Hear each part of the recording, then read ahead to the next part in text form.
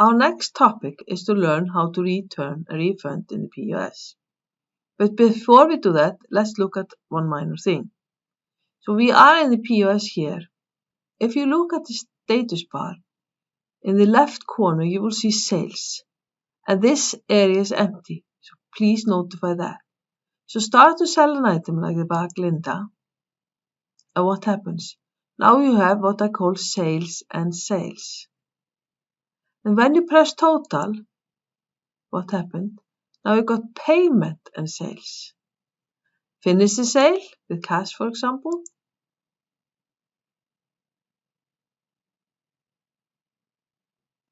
And when the sale is finished, you're back here again in sales. So please remember that. So there are 3 ways of returning the POS. You may not like all the ways, but I want to show you and let's discuss them later. So we are in the POS as somebody comes into a store. And perhaps they're buying the bag Linda. And perhaps they're returning the rounded scarf. So I can put it into the journal. And here I can select the quantity. Remember, we can change the quantity. And I'm going to do -1. And then I'm selling one thing and returning another. You could have only created a sale with just returning. And then you finish. And in this case, the person is buying more than they're returning. So we're just using cash to finish it.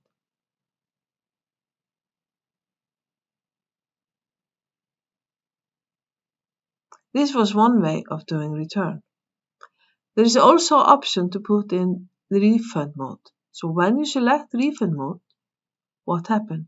Now in the left corner we have sales refund. So whatever item we are going to put in, they will all be in refund. And you may have noticed that the return lines are now red. So there is an option in the POS to display return lines in a special color. So let's finish this and do total. And how are we going to finalize this kind of a sale? Are we going to do it with cash or not? Usually retailers do not want to pay cash when things are returned. They want to provide the voucher. So we can select other tender type and do the voucher. And this is the total of the voucher. And we press OK. And now you will see I have the virtual printer. And I do hope you do as well. And you see it's printing. And it's printing more than once, if you may have noticed. So let's look at the virtual printer. It's down here. I'm going to put it into the middle. So the last print we got was the return receipt. Just a standard return receipt for the store. The above receipt we got was similar to the return receipt, but it has a signature line. So here the customer is supposed to sign that they were doing this return. And then we have the voucher. So this is the voucher we provide to the customer so he can come back and use it later. And then he can pay with the voucher tender type. So now we've looked at 2 options. But the third option may be the one that every retailer wants to use. So what am I talking about?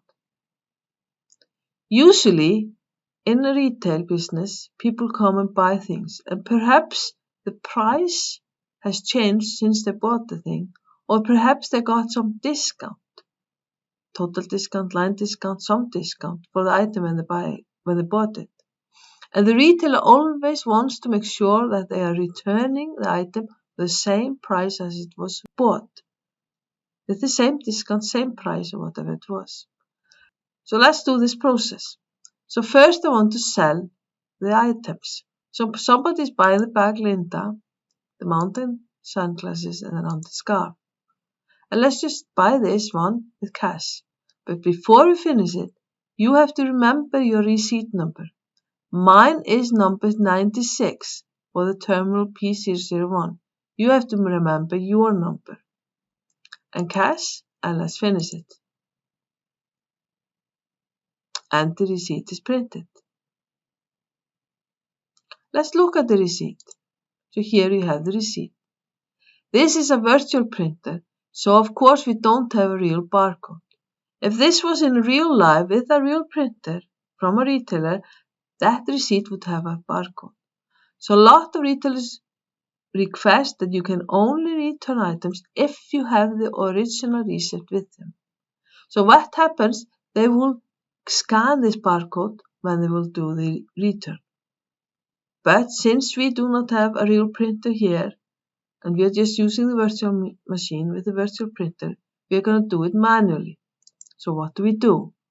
We go into the transaction list. So here is one operation that allows us to see all the sales that we have been having in this company. And what we're going to do, we're going to find our sale. So either you key in the whole number to find it, or as I'm doing here, we have the receipt number column active, remember? And we're going to find our receipt. And I remember I had number 96, you may have some other number. Remember, you're always doing the same things with me. So when that's been selected, you do return. And this is where the system shows us all the items that were belonging to that sale on that receipt, and with the price and discount if any and everything. So what is the customer now going to return? Is he going to return all of them? Then you select all. Is he going to return 2 or 3? Then you select these 2 lines. And notice when you select it, then we get the information into the return quantity column. And select the other line and to select. And you see we have one for this line and one for this line. Not this one here, unless process return. And now we have in the sale, in the journal, the 2 lines, and they are in the refund mode automatically. So now you just finish it as you want. With cash or with voucher, that would be of course much more normal to do.